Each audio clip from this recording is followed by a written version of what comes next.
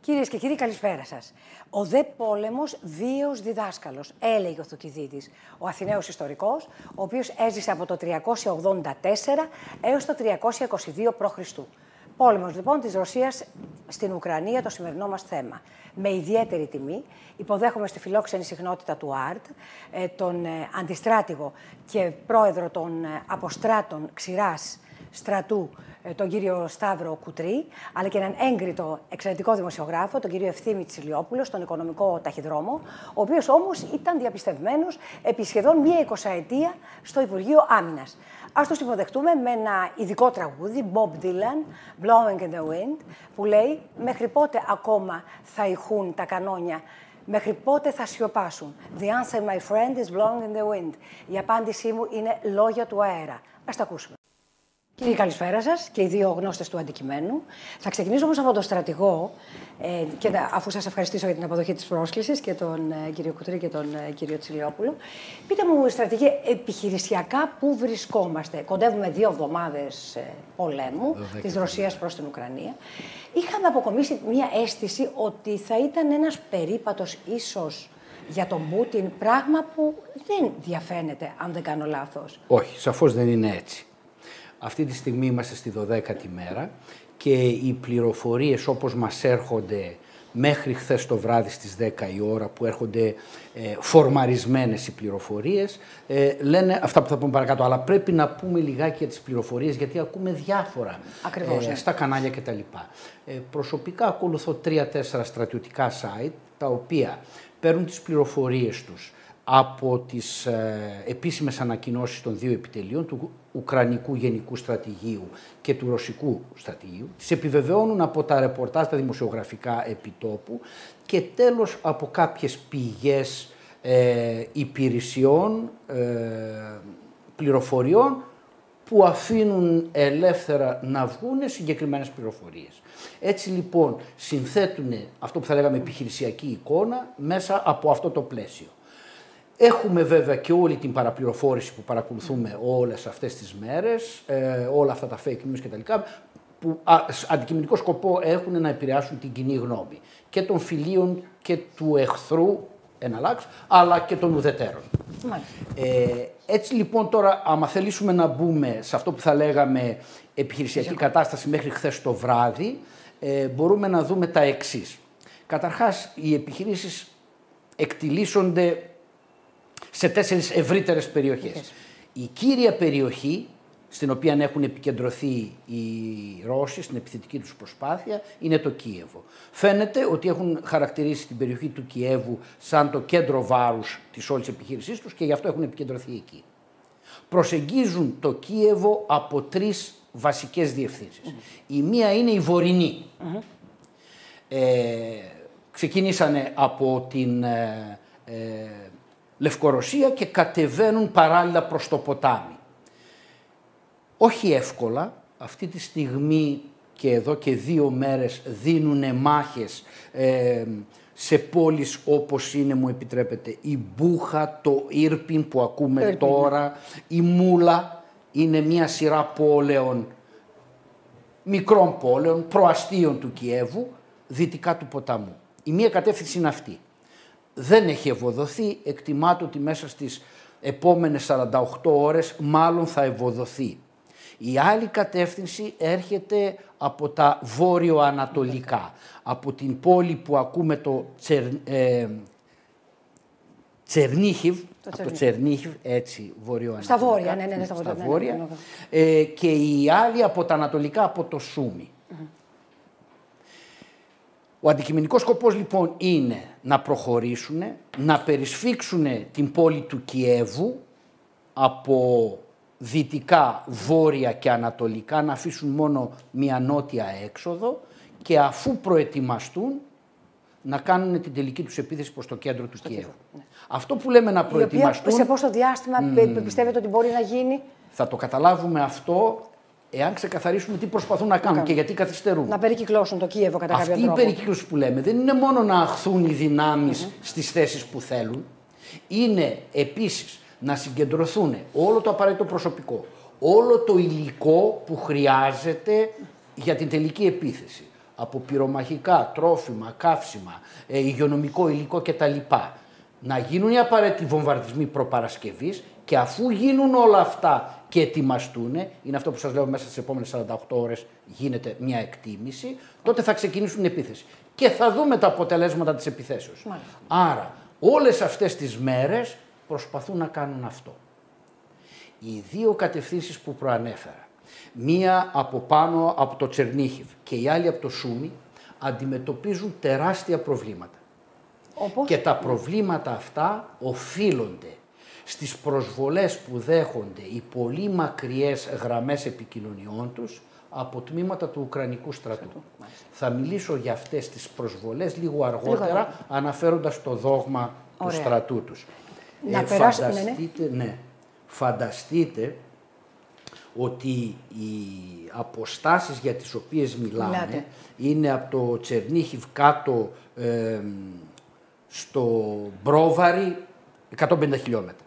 Και από το Σούμι πάλι για τον Μπρόβαρι 300 χιλιόμετρα. Τεράστιες αποστάσεις. Που σημαίνει, κύριε Τσιλιόπουλε, ότι δεν είναι, κατά την άποψη του στρατηγού, θα ήθελα και τη δική σας άποψη, δεν ήταν καλά οργανωμένοι οι Ρώσοι. Το ξεκινήσαν λίγο πρόχειρα, δεν τους βγήκε στην πορεία. Πώς κρίνετε το επιχειρησιακό και εσείς των Ρώσων? Κοιτάξτε, κρίνοντας και από ένα δημοσίευμα των Times του Λονδίνου, το οποίο αναφέρεται σε κάποιον whistleblower, κάποιον δηλαδή ο οποίος γράφει με ψευδόνυμο και υποτίθεται ότι είναι πράκτορας της ΦΑΕΣΜ, του οποίου ζητήθηκε... Πρώην ΚΑΓΚΕΜΠΕ δηλαδή είναι. Ναι. Του ζητήθηκαν να κάνουν τις μελέτες για κάποιο υποθετικό σενάριο. Σύμφωνα με αυτόν, κάνανε ψεύτικες μελέτες, με την έννοια ότι γράψαν ό,τι ήθελε να ακούσει ο Πούτιν, πιστεύοντας ότι ποτέ δεν πρόκειται να εφαρμοστεί κάτι τέτοιο στην πράξη. Και όταν τους αναγγέλθηκε, όταν είδανε πλέον ότι αυτό είναι μια πραγματική επιχείρηση, τραβάγαν τα μαλλιά τους. Ταυτόχρονα δεν είχαν κάνει καμία μελέτη σχετικά με την κατάσταση των ενόπλων δυνάμεων. Και γράφει ο κύριος αυτός ότι είχαν χτίσει έναν στρατό Ποτέμκιν, δηλαδή ένα χάρτινο πράγμα μόνο και μόνο για να φαίνεται καλό όταν επισκεπτόταν ο Πούτιν τις ασκήσεις ή δεν ξέρω ότι. Εν μέρει αυτό είναι ψευδές. Ο στρατός ο Ρώσικος πάντα ήταν αυτό που ήταν, πάντα είχε ένα πρόβλημα στην επιμελητεία, ακόμα και στο Δεύτερο Παγκόσμιο Πόλεμο. Οι αριθμοί, η μάζα τους ήταν αυτή η οποία προωθούσε τις επιχειρήσεις τους και όχι τόσο πολύ το γεγονός ότι μπορούσαν να εφοδιάσουν μονάδες. Δηλαδή ρίχνανε μία μονάδα στη μάχη, τελείωναν τα πυρομαχικά τα καύσιμα, ερχόταν μία άλλη υπεφαλάγγιζε για να συνεχίσει την προέλαση. Οι άλλοι μένανε πίσω. Αυτό από διάφορα απομνημονεύματα στρατηγών και αξιωματικών του κόκκινου στρατού της εποχής εκείνης. Τώρα, δεν διορθωθήκαν εντωμεταξύ στο πέρασμα του χρόνου. Υποτίθεται ότι γινόταν μια σοβαρή προσπάθεια τα τελευταία 10 χρόνια να εξοπλιστούν, να επανεξοπλιστούν. Έχουν γίνει σοβαρές προσπάθειες, κυρίως στο ναυτικό, στο πυρηνικό οπλοστάσιο και στην αεροπορία. Στην αεροπορία τώρα βέβαια δεν την είδαμε την προσπάθεια να έχει κάποια αποτελέσματα στην οι βομβαρδισμοί δηλαδή πώς γίνονται, με ποιον τρόπο δηλαδή? Το θέμα είναι ότι... Με πυράβλους, έτσι, με πυράβλους αλλά και με αεροσκάφη, αλλά το θέμα είναι ότι βρίσκουμε στη συντρίμμια ρωσικών αεροσκαφών χειρόγραφες σημειώσεις με συντεταγμένες στόχων. Δηλαδή δεν είναι στο ραντάρ, δεν είναι πάνω σε κάποιο glass cockpit, πρέπει να το έχει γραμμένο. Και καλά, γίνεται και αυτό. Αλλά τέλος πάντων να πετάς στα 1000 πόδια με μια μεγάλη ταχύτητα, να κοιτάς κάτω τις σημειώσεις σου, να δεις αν βρίσκεσαι συντεταγμένες σωστές ή όχι, είναι κάτι. Και δεν έγινε κάποιο, πώς να το πω, μια αεροπορική επίθεση, μια επιχείρηση αεροπορική να ισοπεδώσει την Ουκρανική αεροπορία και την Ουκρανική αεράμινα. Μήπως όμως αυτό το έκανε για να αποφύγει να χτυπήσει αμάχους όπως οι ίδιοι οι Ρώσοι λένε? Όχι, γιατί μια τέτοια επιχείρηση θα στόχευε τα asset της Ουκρανικής αεροπορίας επί του εδάφους. Δηλαδή αεροδρόμια, σταθμούς ραντάρ, αντιροπορικές μονάδες, δηλαδή μοίρες αντιροπορικού πυροβολικού με πυράβλους το ένα το άλλο. Δεν έγινε αυτό. Μήπως επειδή βλέπαν και την αντίσταση του λαού, κύριε Τσιλιόπουλε, το βλέπουμε ένας λαός, πώς το λένε, ο Δαβίδ και ο Γολιάθ, ένας λαός ο οποίος αντιστέκεται, έτσι δεν είναι? Ναι, δεν το περίμεναν ίσως και αυτό. Είχαν ζωγραφίσει μια εικόνα ότι οι Ουκρανοί δεν είναι έθνος, οι Ουκρανοί θα τους αντιμετωπίσουν σαν σαν απελευθερωτές, ότι έχουν βαρεθεί την ηγεσία τους, ότι δεν είναι μονιασμένοι, ότι θα λυγίσουν μπροστά στο υπερχόμενο κακό, θα αποδεχτούν τα τετελεσμένα στην Κριμαία και στο Λουχάνσκ και στο Ντονμπάς και θα τελειώσουμε.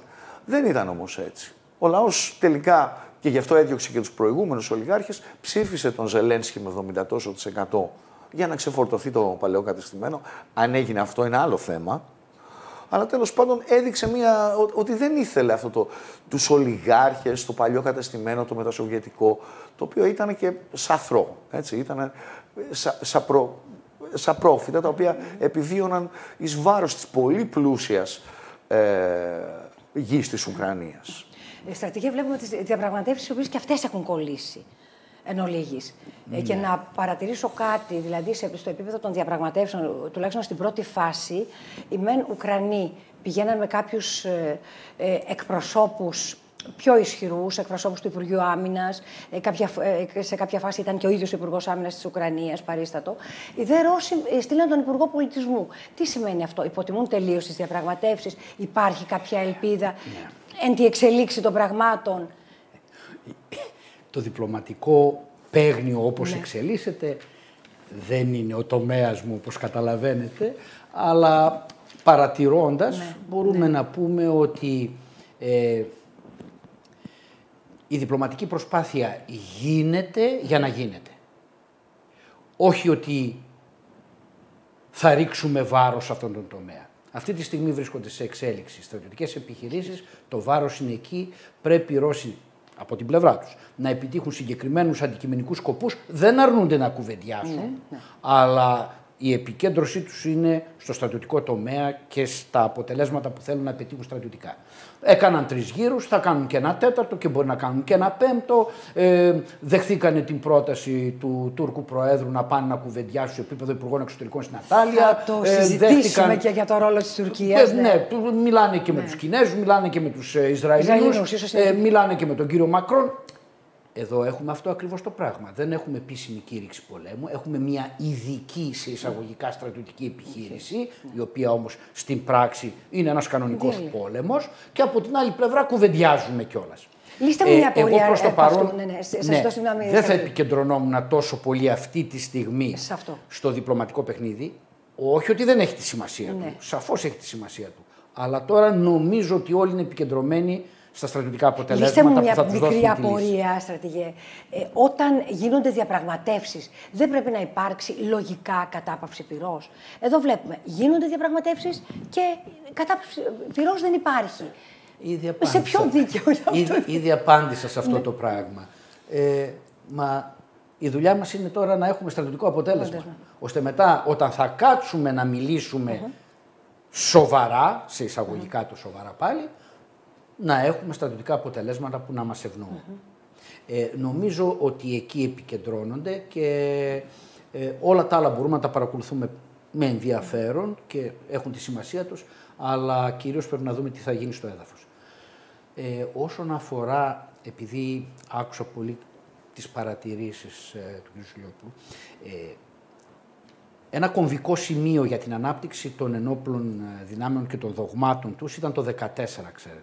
Το 2014 έγινε όλη αυτή η πολιτική αλλαγή, η έγχρωμη επανάσταση κτλ.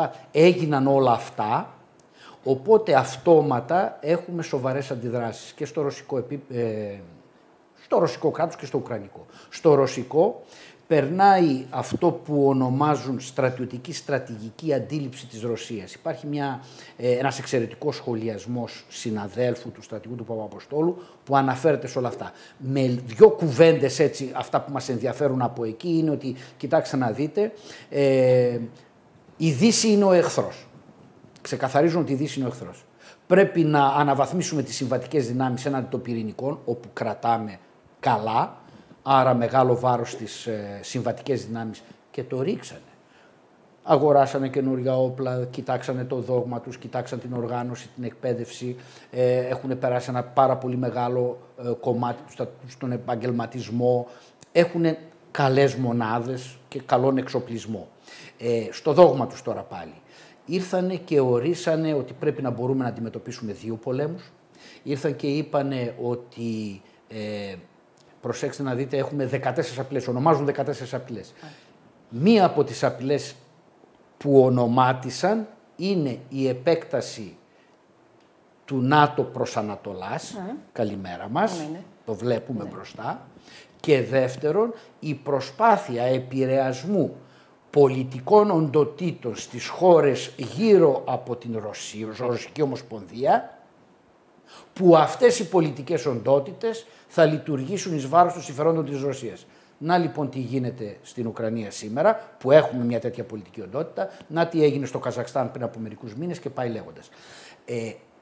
Άρα οι Ρώσοι έχουν εξελίξει το δόγμα τους και με βάση το δόγμα τους προχωράνε. Μια άλλη παράμετρος που είναι πολύ σημαντική, που περιγράφεται στο δόγμα, είναι να αντιμετωπίσουν, το λένε με τα δικά τους λόγια, αλλά στην πράξη αυτό που λένε είναι ότι εάν μπούμε σε οποιαδήποτε ένοπλη σύγκρουση θα έχουμε κυρώσεις. Μάλιστα.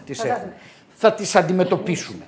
Ναι. Και οργανώνουν όλο το σύστημά τους, στο δόγμα τους, δίνουν τις κατευθύνσεις να οργανωθεί όλο το σύστημα για να τις αντιμετωπίσουν. Ναι.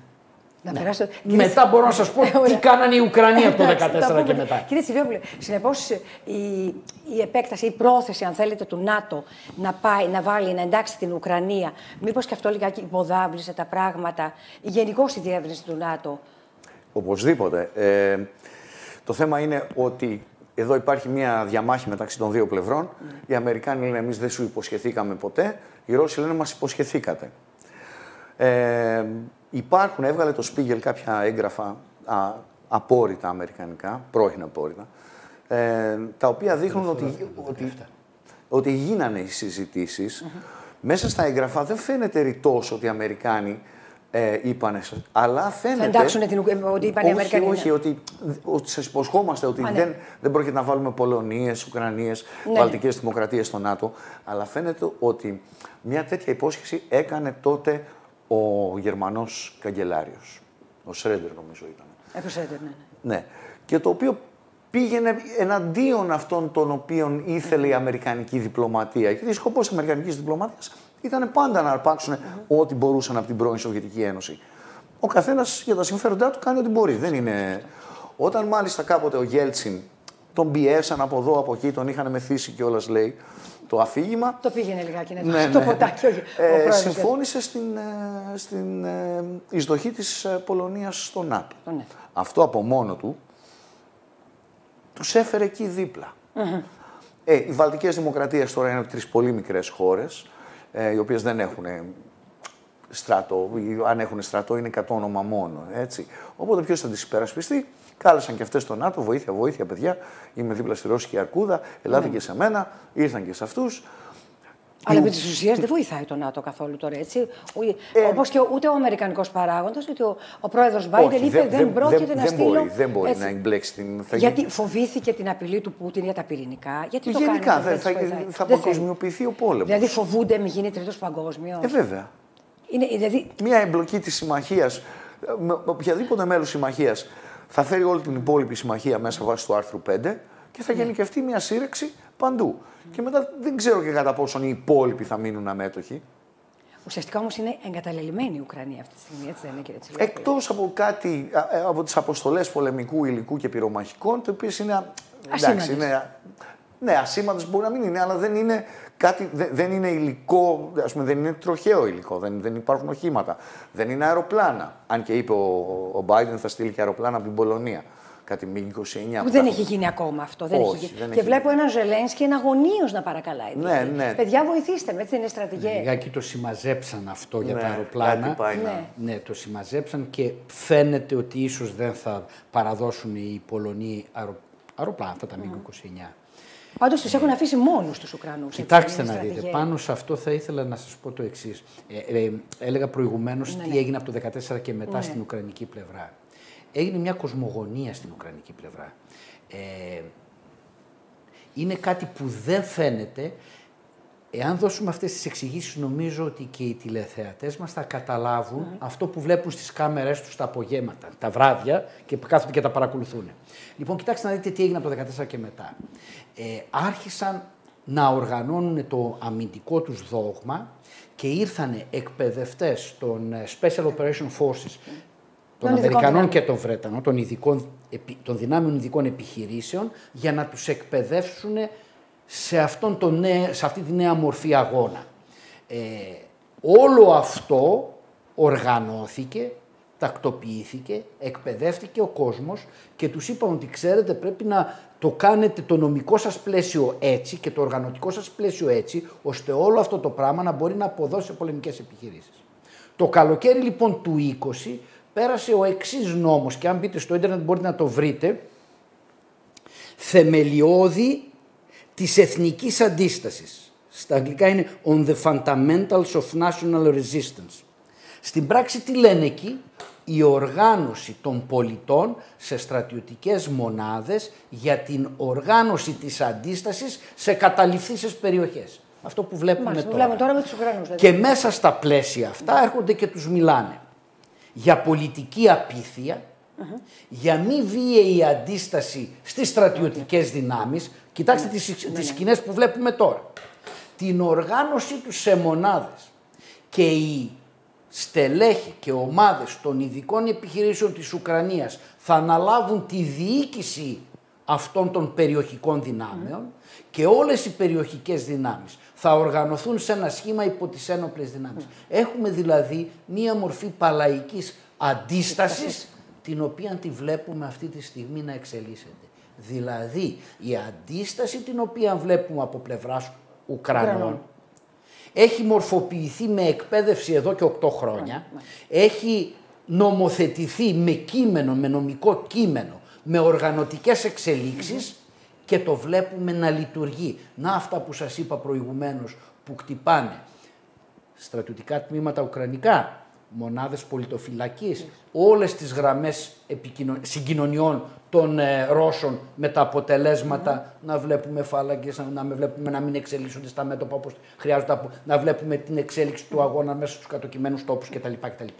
Δηλαδή δεν βλέπουμε μεγάλες αερομαχίες, δεν βλέπουμε μεγάλες αρματομαχίες στο έδαφος, διότι το δόγμα που έχουν οργανώσει οι Ουκρανοί είναι διαφορετικό και φαίνεται ότι αποδίδει. Κύριε Τσιλιόπουλε, έχω μια αίσθηση, επειδή πριν από τον πόλεμο της Ρωσίας προς την Ουκρανία υπήρχε πολύ μεγάλη επικοινωνία του Πούτιν με τον Biden. Και μου κάνει λίγο μια αίσθηση πραγμάτων. Μήπως πάμε για μια νέα Γιάλτα, αλλά προσαρμοσμένη στις σημερινές μέρες, δηλαδή τι εννοώ να πάρει τις περιοχές των ρωσοφόνων, κανονικά την Κριμαία ήδη την έχει πάρει και τις άλλες δύο του Λουγκάνσκ και του Ντονιέσκ ο Πούτιν, και ανταυτού η Ουκρανία να διαλυθεί στα δύο. Μήπως είναι αυτό κάποια συμφωνία? Κοιτάξτε, ο Πούτιν το ξαναείπε και χτες και προχτές. Θέλει την αναγνώριση και της Κριμαίας ως ρωσικού εδάφους, γιατί την έχει προσαρτήσει, και των δύο εντός εισαγωγικών δημοκρατιών ως αυτονόμων, ανεξάρτητων κρατών, κρατηδίων. Αυτό θέλει. Αυτό δεν είναι διχοτόμηση βέβαια της Ουκρανίας.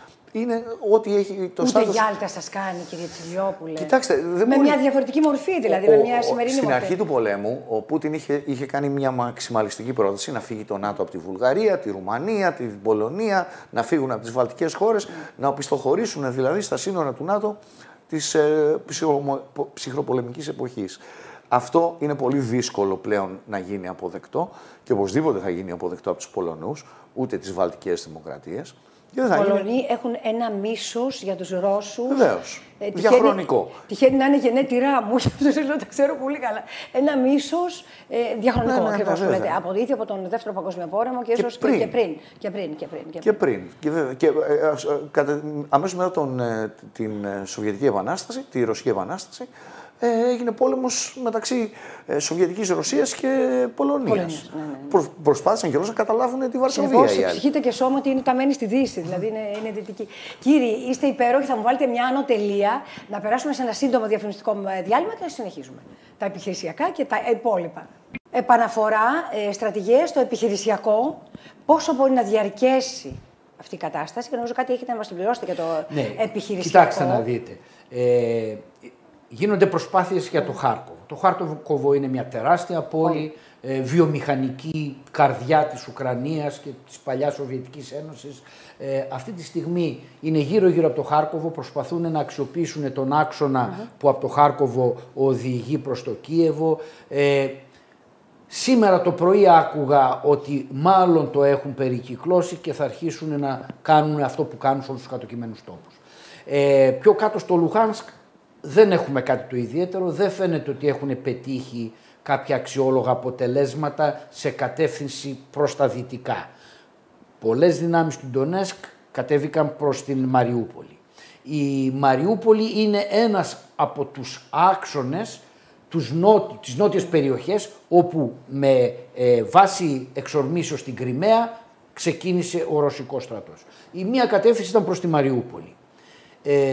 Δεν είναι εύκολα τα πράγματα στη Μαριούπολη, κυρίως διότι ναι μεν από Ανατολή και Δύση την έχουν περισφίξει, αυτή τη στιγμή εδώ και μέρες προσπαθούν να κάνουν το ίδιο από το βορρά, αλλά επειδή υπάρχουν πάρα πολλές μικρές πόλεις που παρουσιάζουν αντίσταση, φαίνεται ότι ο αγώνας τραβάει σε μάκρος.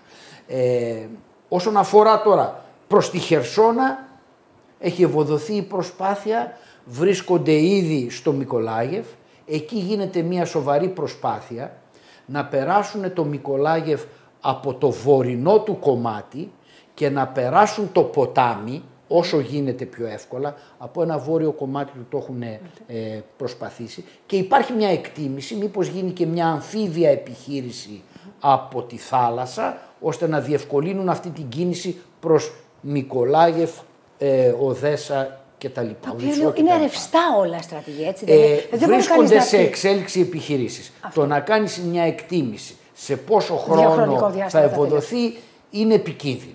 Τέλος, από τη Χερσόνα έχουμε την κατεύθυνση που πάει προς το βορρά, προς το Ζαπορίζι. Η Ζαπορίζι είναι μια και αυτή μεγάλη πόλη πάνω στο ποτάμι, γέφυρες κτλ. Πυρηνικό σταθμό, τον οποίο καταλάβανε νοτιοδυτικά. Είναι μια πόλη σε 750.000 κατοίκων. Η στρατιωτική εκτίμηση λέει ότι η προσπάθειά τους θα είναι μέσα στις επόμενες 48 με 72 ώρες να την περισφίξουν από το ανατολικό μέρος, βόρεια, ανατολικά και νότια μέχρι το ποτάμι και να περιμένουν ενισχύσεις από τα στρατεύματα που ενεργούν προς Μαριούπολη. Δηλαδή να τελειώνουν από τη Μαριούπολη και τα στρατεύματα αυτά να διοχετευτούν προς Ζαπορίζη. Συνεπώς θα κατεβάσουν και άλλα στρατεύματα, έτσι από ό,τι αντιλαμβάνομαι, στρατηγέ. Ναι, οι δυνάμεις που αυτή τη στιγμή βρίσκονται εμπεπλεγμένες φαίνεται ότι ίσως δεν επαρκούν και θα χρειαστούν και άλλες δυνάμεις για να πετύχουν τους στρατιωτικούς αντικειμενικούς σκοπούς. Ένα άλλο θέμα, κύριε Τσιλιόπουλο, το θέμα των κυρώσεων καταρχάς. Ναι. Είπαμε ότι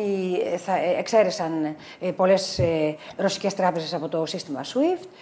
Τώρα δεν ξέρω κατά πόσον και αυτό τους κάνει κάποια ζημιά, διότι τι εννοώ. Υπόθηκε ότι έχουν εξαιρέσει μερικές τράπεζες, ενώ κάποιες άλλες τράπεζες είναι εν ενεργεία, ειδικά οι τράπεζες οι οποίες διοχετεύουν φυσικό αέριο στη Γερμανία και πρέπει να πληρώνονται και να πληρώνουν. Τα εμβάσματα αυτά, ναι. Βέβαια, η λύση, ο δρόμος που μπορεί να διαλέξει άνετα ο Πούτιν είναι να πάει στο σύστημα CHIPS το κινέζικο.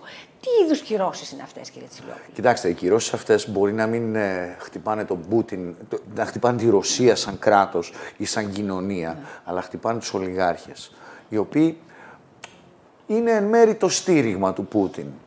Και μάλιστα, εντάξει, θα αρχίσουν να δυσανασχετούν. Αυτό είναι το θέμα. Αυτοί έχουν φυγαδεύσει αρκετά μεγάλα ποσά στο εξωτερικό. Τα οποία τα έχουν δεσμεύσει αυτή τη στιγμή, όπως μας λένε οι δυτικοί, ή όχι? Τα έχουν δεσμεύσει με την έννοια ότι είναι σε τράπεζες. Αυτοί τι κάνανε? Αυτοί το διοχετεύανε σε offshore παραδείσους. Ακόμα και στην Κύπρο. Αλλά και στα Καϊμάν και από εδώ και από εκεί, σε όλες αυτούς τους φορολογικούς παραδείσους έχουν διοχετεύσει διάφορα κεφάλαια, πολύ μεγάλα κεφάλαια. Μια αρχική εκτίμηση των 20 δισεκατομμυρίων είναι αστεία. Εδώ μιλάμε για πάνω από 700 δισεκατομμύρια τα οποία είναι έξω και τα οποία αυτά δεν μπορεί να τα τραβήξει. Δεν μπορεί να τους τα επαναπατρίσει και δεν μπορούν ούτε οι ίδιοι να τα χρησιμοποιήσουν έτσι. Τώρα, αν κάνει κακό στη ρωσική οικονομία είναι αμεληταίο. Με την έννοια ότι οι Γερμανοί δεν μπορούν παρά να πληρώσουν για το φυσικό τους αέριο. Και συνεχίζουν. Και να πούμε ότι και αν η Ευρώπη πει, η Δύση τελικά πει όχι εμπάργκο στους ρωσικούς υδρογονάνθρακες, αυτός έχει άλλες αγορές.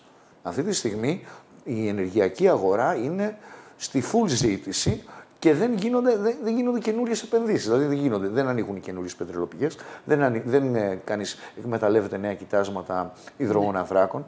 Οπότε θα πάει στους Κινέζους, θα πάει στους φίλους τους Ινδούς, πάρτε παιδιά.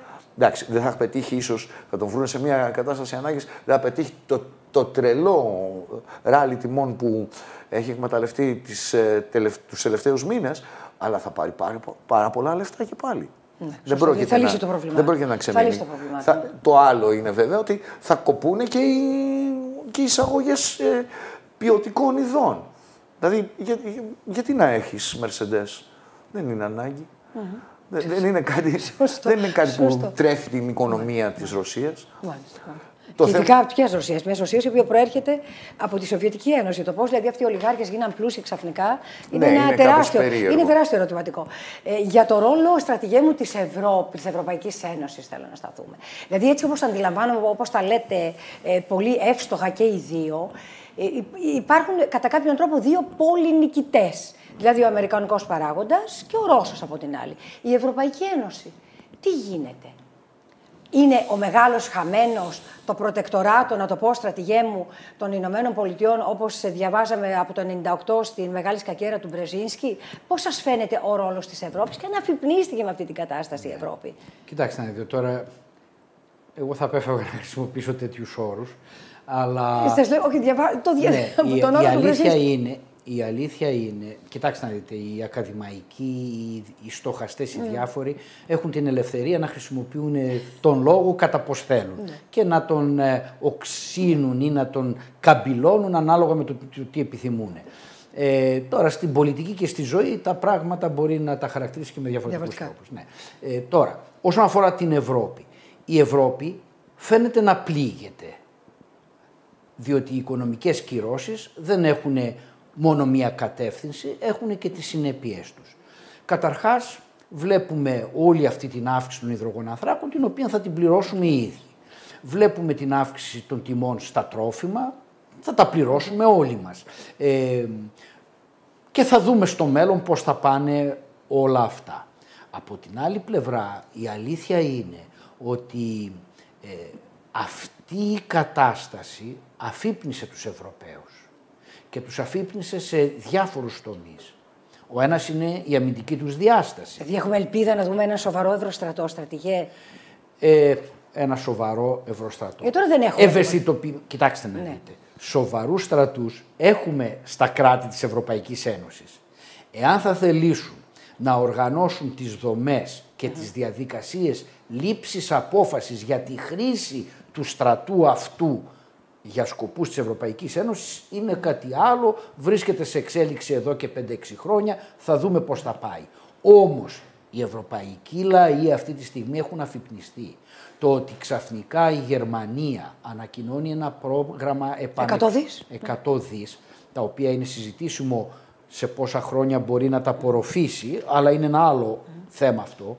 Το ότι ξαφνικά, τώρα ξεφεύγω από την Ευρωπαϊκή Ένωση, πάω στην Ιαπωνία, ανοίγει μια συζήτηση, η αντιπολίτευση της Ιαπωνίας, προσέξτε, η συντηρητική αντιπολίτευση της Ιαπωνίας ανοίγει θέμα επανεξοπλισμού και αλλαγή του δόγματος της Ιαπωνίας. Βέβαια το έκοψε ο πρωθυπουργός τους, όμως το debate άνοιξε στην κοινωνία και στα πολιτικά πράγματα της Ιαπωνίας.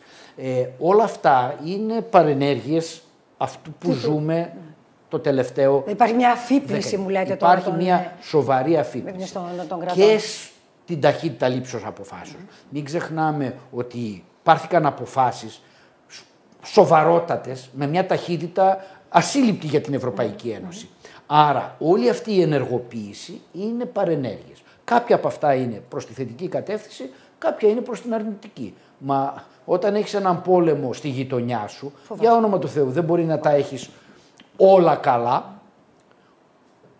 Έτσι θα το έβλεπα από πλευράς Ευρωπαϊκής Ένωσης. Κύριε Τσιλιόπουλο, και τις σκανδιναβικές χώρες, οι οποίες δεν θέλανε να ενταχθούν στο ΝΑΤΟ, και τώρα βέβαια υπάρχει μια κινητικότητα και της Σουηδίας και της Φινλανδίας ως προς την ένταξή τους στο ΝΑΤΟ, έτσι δεν είναι? Ναι, αλλά αυτό που δεν είχαμε δει μέχρι τώρα ήταν οι Ευρωπαίοι είχαν αποκοιμηθεί, είχαν πάψει τις δαπάνες για εξοπλισμούς. Οι Γερμανοί ειδικά. Οι Γερμανοί, οι Ολλανδοί, οι Βέλγοι. Μην κοιτάτε εμάς που έχουμε εδώ το πρόβλημα το δικό μας. Αυτοί είχαν πάνω από αυτοί. Τι θα χρειαζόμαστε τα άρματα, τι χρειαζόμαστε τα αεροπλάνα. Δεν θα πολεμήσουμε ποτέ. Ξαφνικά να είμαστε. Ήρθαμε μπροστά σε αυτό το τετελεσμένο γεγονός. Να κάνω λίγο το συνήγορο του διαβόλου πάνω στα 100 δις των Γερμανών. Επειδή έχουν και ένα παρελθόν οι Γερμανοί με τα όπλα. Μήπως το κύριε Τσιλιόπουλε. Κοιτάξτε, κάποτε η Γερμανία ήταν. Υπάρχει μια αναβίωση. Ένας τεράστιος στρατός μέσα στο ΝΑΤΟ. Έτσι. Φτάσαμε, είχαν 580.000 ενόπλους.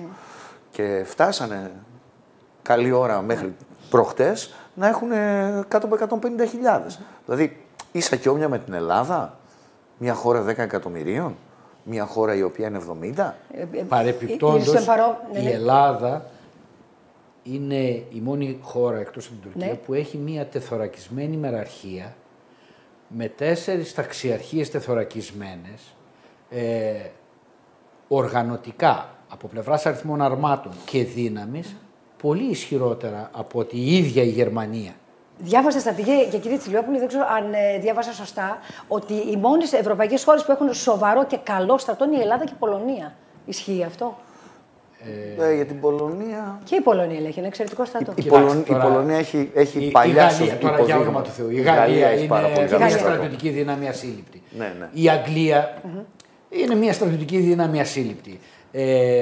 Για να αναφέρω 2 από τις στρατιωτικές δυνάμεις. Η Γερμανία μπορεί να έχει μειώσει αυτό που θα λέγαμε το οργανωτικό της σχήμα και γι' αυτό είπα ότι θα δυσκολευτεί να απορροφήσει αυτά τα 100 δισεκατομμύρια, διότι θα πρέπει να αλλάξει οργανωτικό σχήμα, να μπει σε ένα σύστημα παραγγελιών, να αλλάξει δυνατότητες, να αυξήσει τις δυνατότητές της, οπότε αυτόματα θα προκύψουν παραγγελίες εξοπλισμών.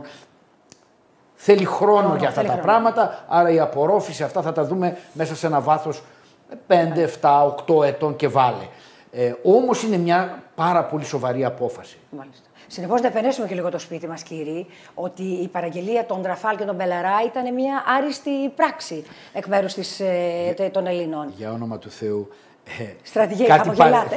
Χαμογελάω, γιατί. Διότι όπως και να το κάνουμε, η ελληνική κοινωνία ήταν κοιμισμένη εδώ και. Συγγνώμη για την έκφραση. Είχαμε μια πολιτική κατευνασμού, δηλαδή, μου λέτε. Η πολιτική κατευνασμού είναι ο τρόπος με τον οποίο οι πολιτικές μας ελίτ αντιμετώπιζαν την Τουρκία. Η κοινωνία θεωρούσε ότι. Η ελληνική κοινωνία θεωρούσε ότι όλα είναι καλά. Τα βρίσκουμε. Εν δι' αυτή περιπτώσει, πόλεμοι δεν γίνονται. Σύνορα δεν αλλάζουν. Αυτό θεωρώ κοίμισμα της. Εδώ βλέπαμε τα τελευταία 30 χρόνια να γίνεται μια κοσμογονία στη γειτονιά μας, με αλλαγές συνόρων, με διαλύσεις κρατών, με αναγέννηση άλλων κρατών. Ένας χαμός και εμείς βρισκόμασταν στον κόσμο μας, στην κοσμάρα μας. Και ξαφνικά ενεργοποιηθήκαμε. Επιτέλους ενεργοποιηθήκαμε. Και μπορούμε να κάνουμε και πρέπει να κάνουμε και πολλά άλλα πράγματα.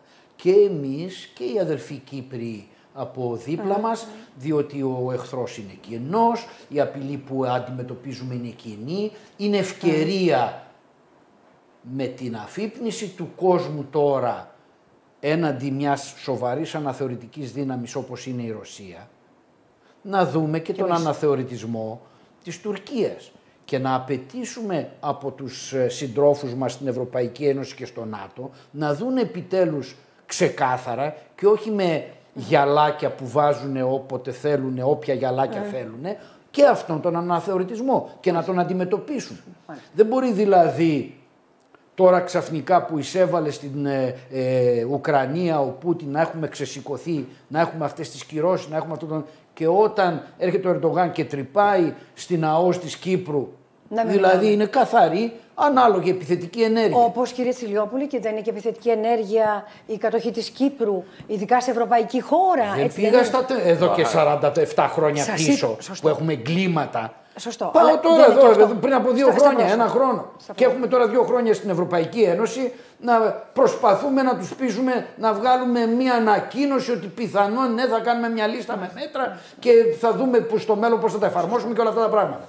Επιτέλους θα πρέπει με τον ίδιο τρόπο που αντιμετωπίζουν την αναθεωρητική Ρωσία και καλά κάνουν, με τον ίδιο τρόπο να αντιμετωπίσουν και την αναθεωρητική Τουρκία για να πάψουν αυτοί οι αναθεωρητισμοί στην ευρωπαϊκή οικογένεια. Μια και αναφέρεται ο στρατηγός στον Ερντογάν, στην Τουρκία δηλαδή και στον Ερντογάν εννοείται, πώς σας φαίνεται η προσπάθειά του να κάνει τον διαμεσολαβητή? Έχω την αίσθηση ότι δεν εισακούεται τόσο πολύ, κύριε Τσιλιόπουλε. Όχι, δηλαδή και κάνει περισσότερο διπλωματική, θα έλεγα, δουλειά, περισσότερο το Ισραήλ το υπολογίζουν παρά τον Ερντογάν. Αλλά κάνει προσπάθειες, δηλαδή κάνει και αυτός. Και το δεύτερο σκέλος του ερωτήματος είναι αν του ανοίγει και η όρεξη με αυτά που βλέπει από τον Πούτιν. Κοιτάξτε, γι' αυτό που επικαλείται πολύ, πολύ σωστά ο στρατηγός. Θα σας πω, εγώ φοβόμουν πολύ περισσότερο αν είχε μια εύκολη και γρήγορη κατάληξη το ουκρανικό υπέρ του Πούτιν, ότι θα του άνοιγε την όρεξη ακόμα περισσότερο. Θυμάστε ότι οι επιτυχίες του Χίτλερ οδήγησαν τον Μουσολίνι να προσπαθήσει να το μιμηθεί. Και μάλιστα είναι αγνία του Χίτλερ και να μας επιτεθεί. Οπότε θα μπορούσε ο κύριος αναθεωρητής εξ Ανατολών να πει κοίτα τον, δεν του έκαναν τίποτα του Πούτιν. Το έκανε τόσο γρήγορα, θα το κάνω κι εγώ. Κι εγώ στην Ελλάδα, ναι. Το θέμα όμως είναι τώρα, μας δίνεται μια ευκαιρία, ιδίως και με την ενεργειακή κρίση, να πούμε και στην Ευρώπη. Ναι, εκτός ότι είναι αναθεωρητικός, είναι κακός άνθρωπος, θέλει να μας βάλει το δάχτυλο στο μάτι και όλα αυτά τα εγκλήματα τα οποία έχει κάνει στην Κύπρο, που κατέχει μέρος, τα οποία δεν σας έχουν νιάξει μέχρι τώρα. Εντάξει. Αλλά έχουμε μια ενεργειακή κρίση και έχουμε οικόπεδα με φυσικό αέριο και στην Κύπρο και νότια της Κρήτης, σε ελληνική ΑΟΣ κτλ. Κάντε κάτι να καταστεί η Ευρώπη τουλάχιστον εν μέρη ανεξάρτητη ενεργειακά από αυτά τα αποθέματα, αν μη τι άλλο για το δικό σας συμφέρον, ρε παιδιά. Μάλιστα. Θα ήθελα να πω μια κουβέντα όσον αφορά αυτή την προσπάθεια. Για άλλη μια φορά η Τουρκία παίζει το ρόλο τον παλιό της, το γνωστό και καλό, του επιτίδιου ουδέτερου. Ναι, ακόμα και μέσα στο ΝΑΤΟ είπε ότι εγώ δεν συμμετέχω σε οποιοδήποτε τύπου κυρώσεις. Δεν κλείνω τον εναέριο χώρο μου. Εγώ είμαι μια μεγάλη δύναμη. Ανεξάρτητη θα παίξω το δικό μου ρόλο. Το Βόσπορο τον έκλεισε. Κοιτάξτε να δείτε, πότε τον έκλεισε? Όταν περάσανε οι Ρώσοι και τέλειωσε, τον έκλεισε. Δηλαδή για ποιους το έκλεισε? Για τους Αμερικανούς. Για τους Νατοικούς. Χάρηκα πολύ. Σε ποιον έκανε την χάρη?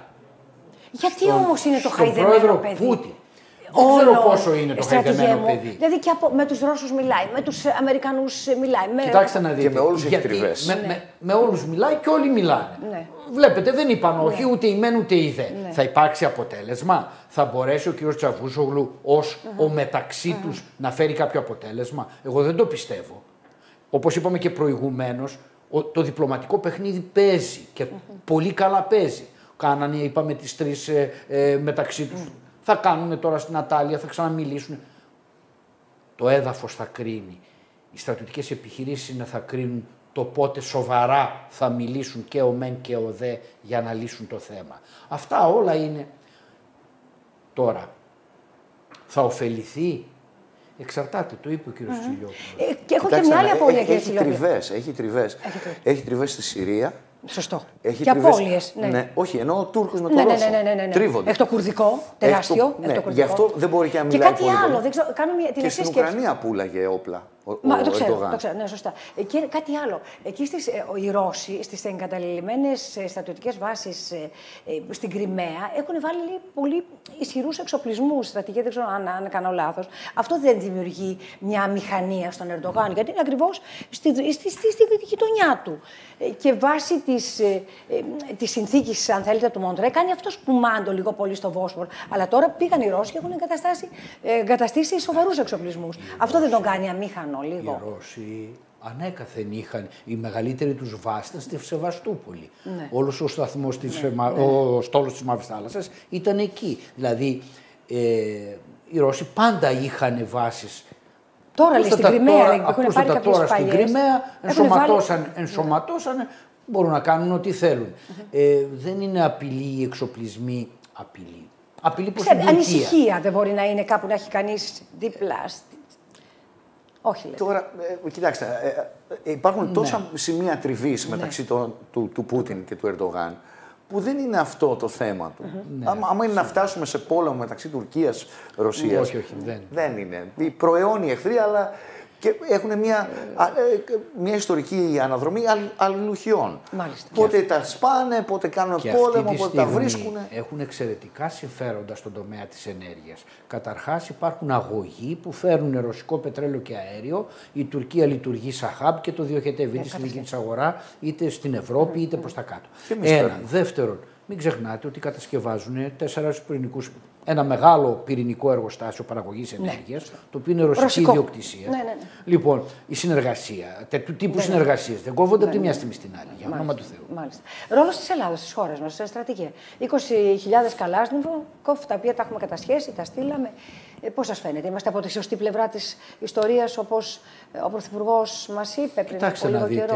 Εμείς καταλαβαίνω γιατί θα έπρεπε να είμαστε στεναρά κατά της ρωσικής εισβολής.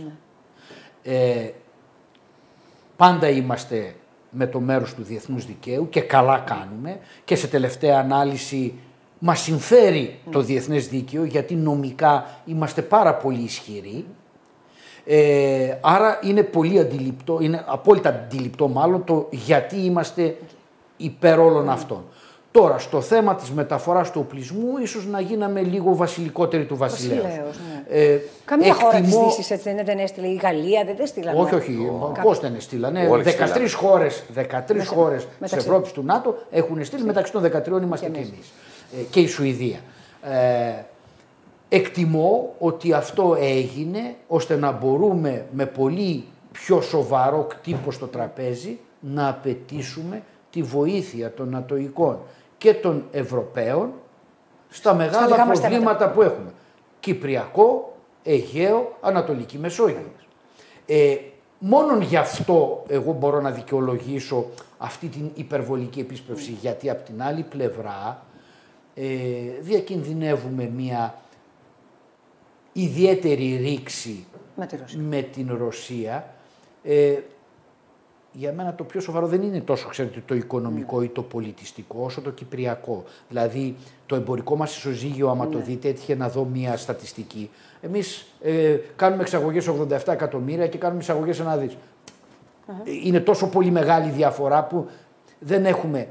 Κάποιοι τομείς μας, ναι, που έχουν εξαγωγές στη Ρωσία θα πληγούν. Το μεγαλύτερο πρόβλημα νομίζω ότι μπορεί να μας δημιουργηθεί στο κυπριακό.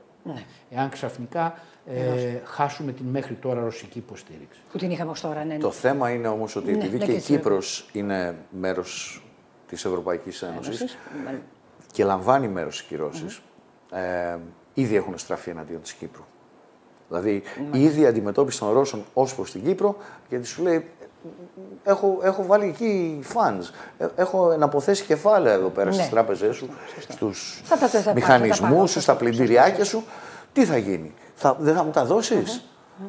Αυτό και μόνο από μόνο του έχει σπρώξει τον Ρώσο να σπρώχνει τους Κύπριους. Και είδα και αρκετά αγριεμένη την κυρία Μαρία Ζαχάροβα, την εκπρόσωπο του Υπουργείου Εξωτερικών. Τη γοητευτική κατά τα άλλα κυρία Ζαχάροβα.